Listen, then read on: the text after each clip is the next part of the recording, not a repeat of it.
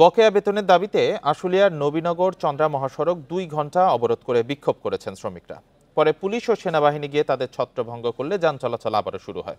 এই ঈদে জামা জুতো অ্যাক্সেসরিজের ডিসকাউন্ট। এর আগে দুপুরে আশুলিয়ার বারুইপাড়ায় মাহমুদ ফ্যাশন কারখানার শ্রমিকরা সড়ক অবরোধ করেন।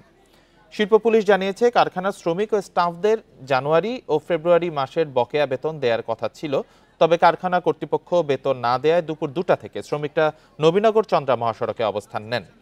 এতে মহাসড়কের উভয় পাশে যান চলাচল বন্ধ হয়ে যায়। দুর্ভোগে পড়েন সড়কে চলাচল করা যাত্রীরা।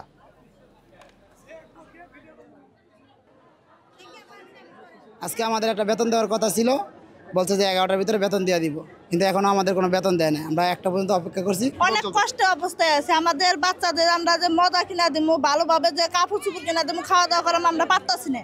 আমরা বেতন না পেলে আমরা কিভাবে সংসার চালাবো? আমার বাচ্চাটা এমন অবস্থা যে তারে 10 টাকার মজা কিনা দেওয়ার মতো ক্ষমতা এখন আমাদের নাই। আমরা যারা এই মাহমুদ ফ্যাশনে এবং মাহমুদ গ্রুপে আছি, আমাদের সবারই একই অবস্থা।